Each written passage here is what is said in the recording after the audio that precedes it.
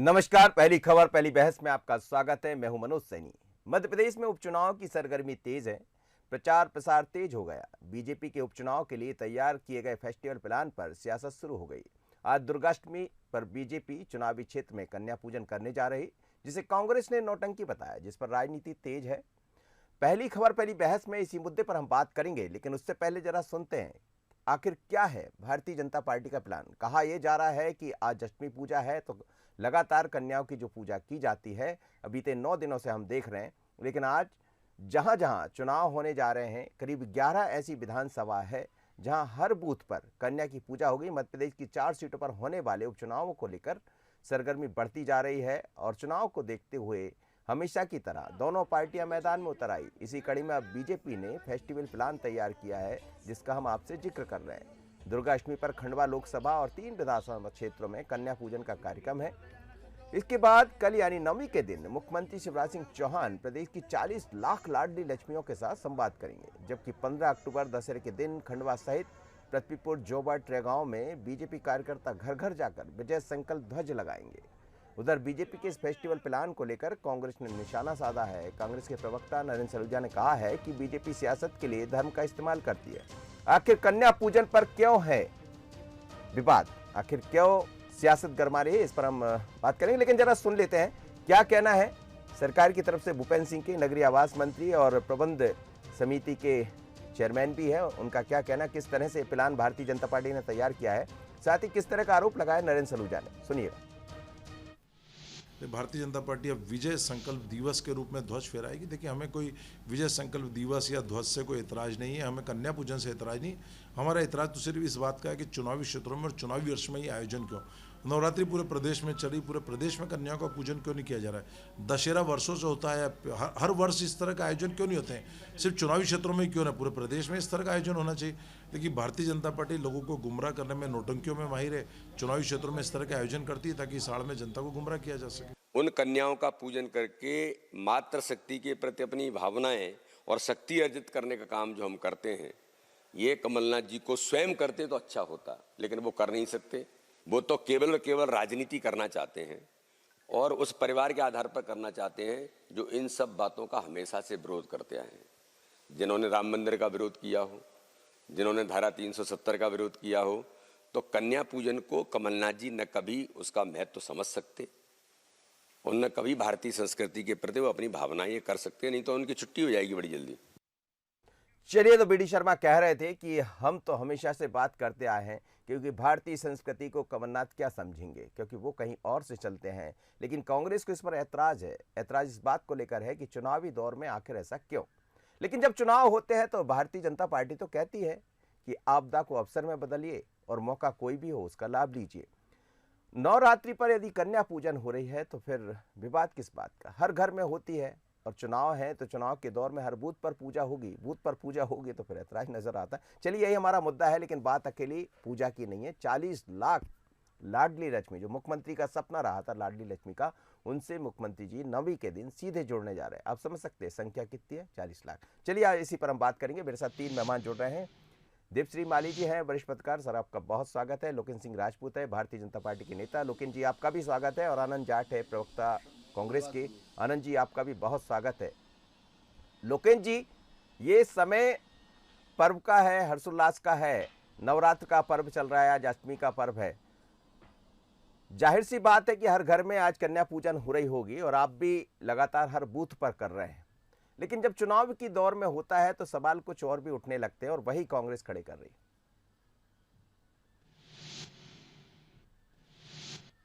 लोकेंद्र जी, नमस्कार आप सभी। मेरा सवाल आप सुन पाए?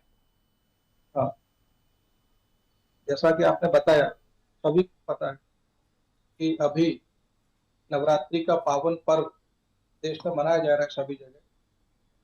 ये संयोग हो सकता है कि इस समय चुनाव है या नहीं है, वो अपनी जगह पर है, लेकिन सनातन धर्म में, हमारे देश की प्राचीन संस्कृति में, हमारी सभ्यता में हम लोगों को कन्या का पूजन हमेशा करते आए हैं, आगे भी करते रहेंगे। इसको आप चुनाव से ना जोड़ें, इसको हमारी संस्कार, हमारी प्रकृति, हमारे धर्म से जोड़कर आप देखिए। और निसंदेह जब कन्या का पूजन करते हैं तो साक्षात देवी का आशीर्वाद हम लोग को प्राप्त होता है, एक शक्ति का संचार होता है। और इसको चुनाव से देखना इनकी गलतफहमी है, क्योंकि ये लोग नहीं चाहते कि कभी राम जी का सम्मान हो, कन्या का सम्मान हो, देवी का सम्मान हो। इस विचारधारा को लेकर अगर कोई इसका विरोध करता है तो पूर्णतः अनैतिक है, गलत है। जी आनंद जाट जी, ये बात सच है कि मौका चुनाव का है, लेकिन किसने आपको रोका? आप भी पूजन कर लेते, करिए ना आप पूजा, आइए कांग्रेस के लोग भी आ जाए, कन्या की पूजा करिए, घर में दीपक जलाइए, यदि दशहरा है तो आप भी लगा लीजिए एक झंडा जो भारतीय जनता पार्टी लगाना चाह रही है। ऐतराज किस बात का? ये तो अच्छी बात है यदि पूजा कर रहे हैं, लेकिन इसको चुनाव के नज़र से या राजनीतिक दृष्टि से क्यों देख रहे हैं आप?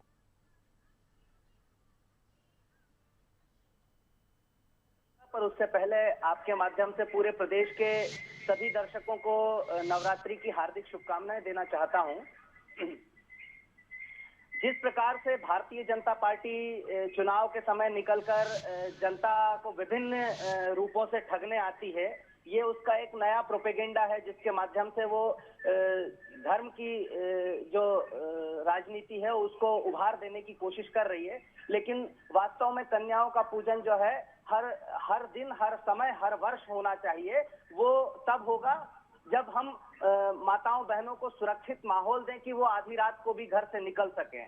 आपको जानकारी होगी, एनसीआरबी के नए डाटा के अनुसार मध्य प्रदेश जो है बालिकाओं के साथ अत्याचार में नंबर 1 है देश में, आदिवासियों के साथ नंबर 1 है। 8000 से ज्यादा बालिकाएं जो हैं मध्य प्रदेश में गायब हैं। ये मैं नहीं कह रहा हूँ, केंद्र सरकार के एनसीआरबी के डाटा के माध्यम से है। और भारतीय जनता पार्टी चुनावों के समय में ये ध्यान भटकाने की राजनीति कर रही है, क्योंकि आज महंगाई सर चढ़कर बोल रही है। बेरोजगार देश मध्य प्रदेश में 44 लाख रजिस्टर्ड बेरोजगार हैं।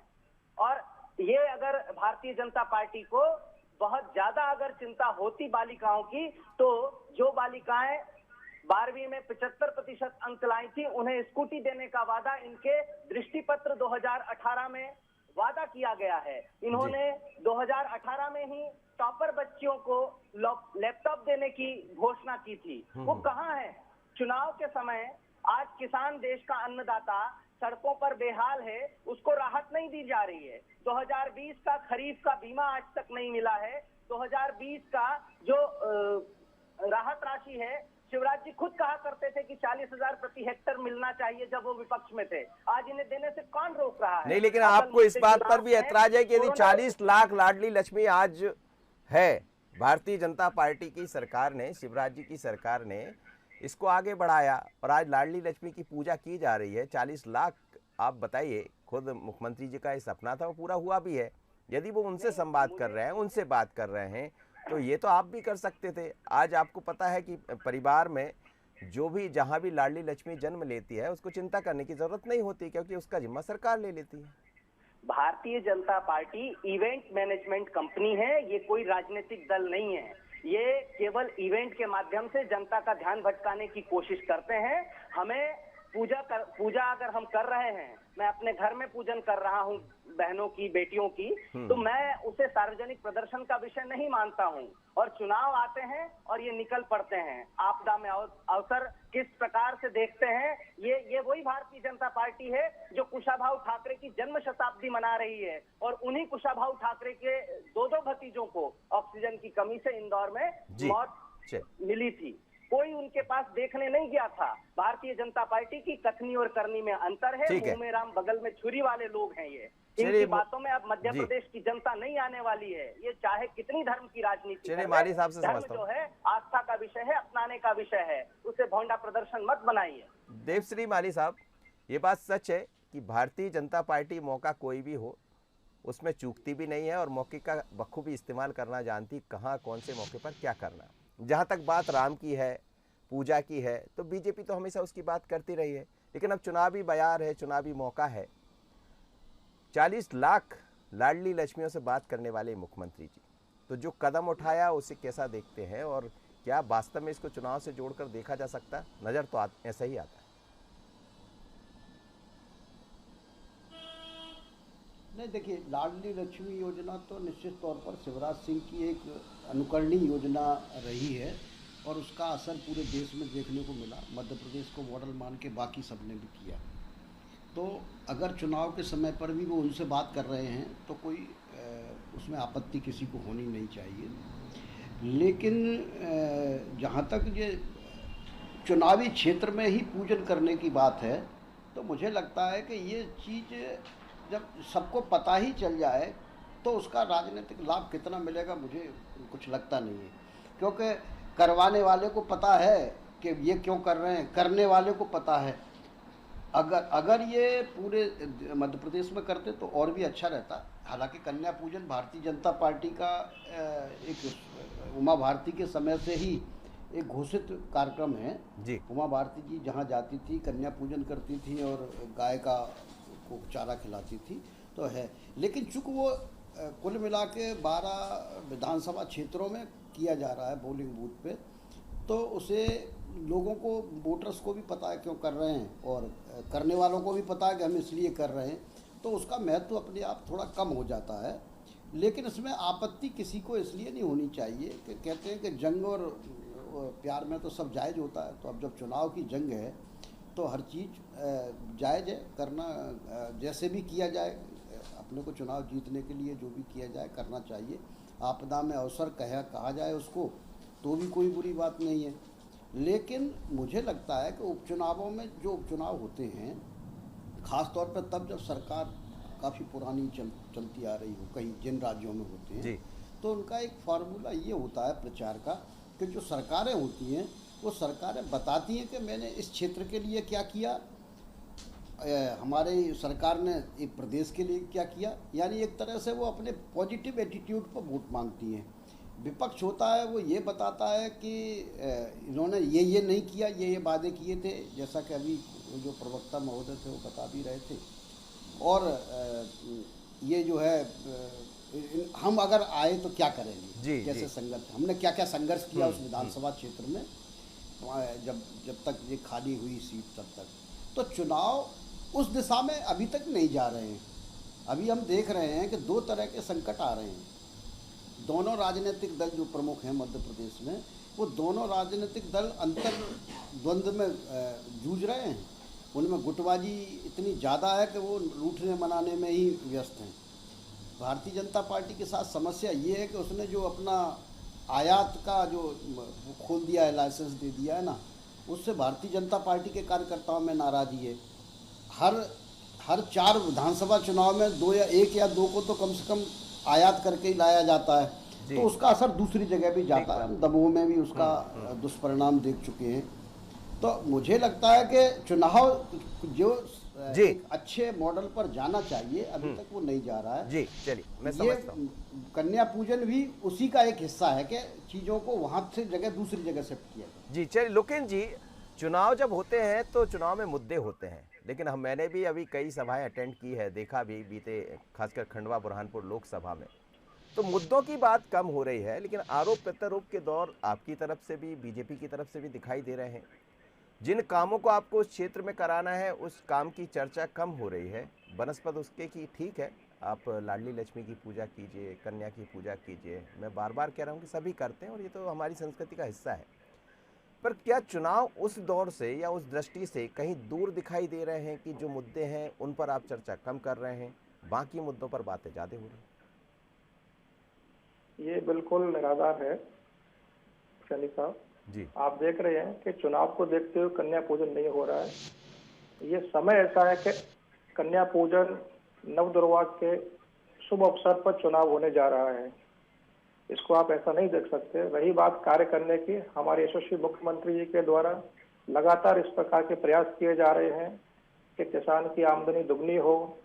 लाडली लक्ष्मी योजना आप देख रहे हैं, बेटी बचाओ बेटी पढ़ाओ आप देख रहे हैं, बेटी को शिक्षित बनाओ, बेटी के जन्म होने पर लोगों को पुरस्कृत कर रहे हैं। ऐसी कई सारी योजनाएं धरातल पर काम कर रही हैं, किसानों के हित के लिए काम कर रही हैं। रोजगार के अवसर आप देख रहे हैं, उज्जैन में भी रोजगार का महाकुंभ हुआ, कई सारे उद्योग लगाए जा रहे हैं। खंडवा खरगोन में उद्योगों को लगाया जा रहा है, स्थापित किया जा रहा है। बहुत सारे कार्य धरातल पर किए जा रहे हैं। रोजगार के अवसर युवाओं के लिए तलाशे जा रहे हैं, उनको दिए जा रहे हैं। रोजगार के लिए प्रशिक्षण दिया जा रहा है, रोजगार कार्यालयों में नामांकन किए जा रहे हैं। कई सारे कार्यों के द्वारा प्रदेश के हित के लिए यशस्वी मुख्यमंत्री के द्वारा कार्य किए जा रहे हैं। आप देखिए, हर वर्ष कहीं ना कहीं एक नई औद्योगिक इकाई स्थापित हो रही है। पिछले समय आपने देखा कोरोना के पश्चात इवन कोरोना में उज्जैन में प्रदेश का सबसे बड़ा उद्योग स्थापित किए गए, लोगों को आकर्षित किया गया कि भाई आप आइए, उद्योग लगाइए। ये सारे कार्य न केवल उज्जैन, देवास, इंदौर, खंडवा, खरगोन, ग्वालियर अंचल, पूरे मध्य प्रदेश में भारतीय जनता पार्टी के द्वारा किए जा रहे हैं। और आप यकीन मानिए, कन्या पूजन, ईश्वरी शक्ति और हमारा जो कार्यकर्ता सब मिलकर के ये सारे लेकिन कांग्रेस को इसमें ये आप जो काम कर रहे हैं वो कांग्रेस को नजर नहीं आ रहा, हालांकि वो विपक्ष में है। कांग्रेस जमीन पर नहीं है सैनी जी, कांग्रेस घर पर है। वो केवल चुनाव के समय मेढकों की तरह आते हैं और देखते हैं क्या हो रहा है। और बरसाती मेढकों को कभी भी पूरा आसमान खुला नहीं दिखता है। अगर आप यकीन मानेंगे तो कोई भी इनके पास लीडर नहीं है। ये कहते हैं स्टार प्रचारक, स्टार इन पे है नहीं, प्रचारक कोई है नहीं इनके पास। क्या बनेंगे ये लोग, क्या काम करेंगे? कमलनाथ जी विदेश में थे, अभी चुनाव के समय आ गए हैं, क्या काम करेंगे? अरुण जी रूठे हुए बैठे हैं, अजय जी आ नहीं रहे हैं, दिग्विजय सिंह जी देख नहीं रहे हैं। तो धरातल पर इनका कोई लीडर, कोई व्यक्ति, कोई कार्यकर्ता काम नहीं कर रहा है।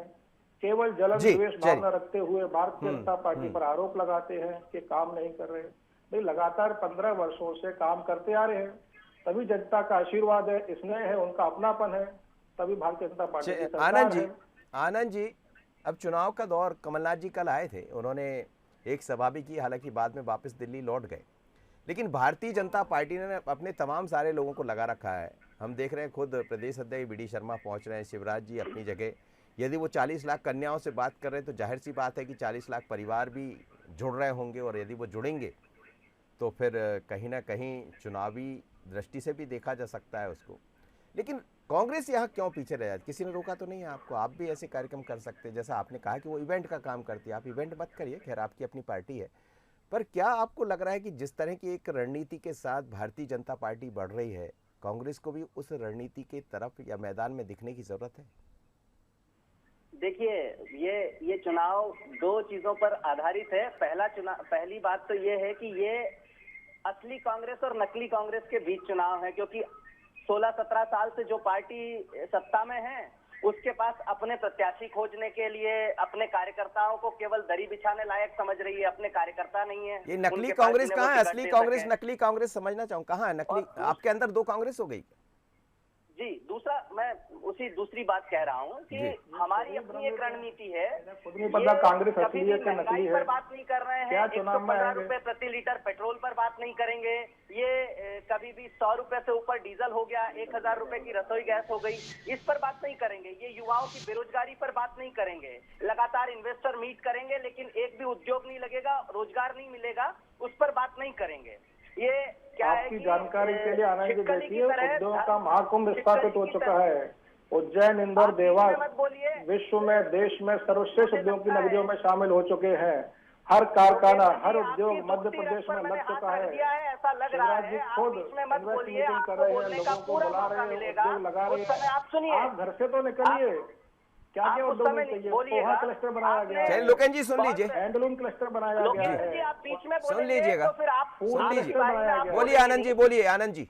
नहीं, मैं इनको बताना चाह रहा हूँ कि मध्य प्रदेश में फूड क्लस्टर का निर्माण किया गया है, पोहा फैक्ट्री का निर्माण किया गया है, हैंडलूमों का निर्माण किया जा रहा है। लोकेन जी सुन लीजिए, एक मिनट सुन लीजिए। तो आप कैसे सुन लीजिए कि यहाँ पे रोजगार पे ध्यान नहीं दे रहे? सुन लीजिए, एक मिनट। ज्यादा मध्य प्रदेश में भारतीय जनता पार्टी। लोकेन जी सुन लीजिए, एक मिनट सुन लीजिए। लोकेन जी मौका दीजिए उनको। आनंद जी बोलिए, बोलिए अपनी बात। आप ही बोल लीजिए। अरे बोलिए आनंद जी, बोलिए।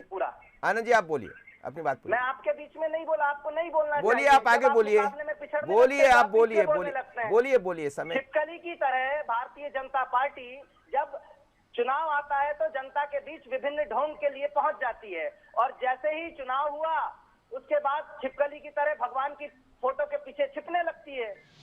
ये भारतीय जनता पार्टी का असल चाल चरित्र और चेहरा है, जहां आप मध्य प्रदेश की जनता तमाम तरह से परेशान है। धरती पर उसका सम्मान करो, कन्या का पूजन करो, नारी शक्ति का सम्मान करो, देवियों की पूजा करो, आपको भी सद्बुद्धि मिलेगी, संस्कार मिलेंगे।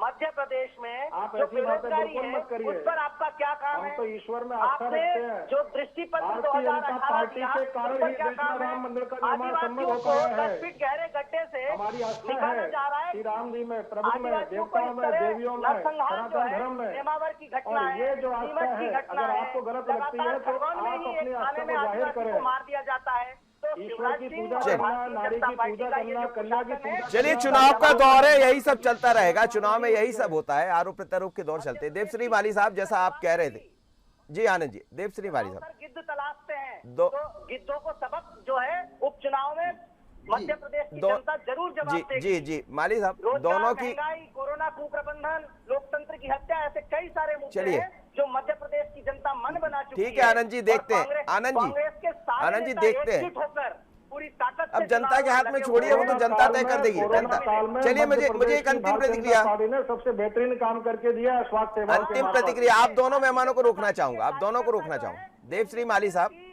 कालाबाजारी करते हुए पकड़े गए हैं। देवश्री माली साहब, आपसे अंतिम प्रतिक्रिया लेना चाहूंगा। आप दोनों को सुन रहे हैं, चुनाव भी अभी दौर है, ये सब चलते रहेंगे, आरोप प्रत्यारोप के दौर। लेकिन एक बड़ी बात यह है कि मुद्दे जो होना चाहे, जो जनता के हित की बात करे, कोई भी, चाहे वो बीजेपी हो या कांग्रेस, उससे कहीं दूर अभी तक तो चुनाव दिखाई दे रहे हैं। लेकिन क्या धीरे धीरे कर कर उस तरफ जाएंगे या इसी तरह के आरोप प्रत्यारोप में ये चुनाव संपन्न हो जाए?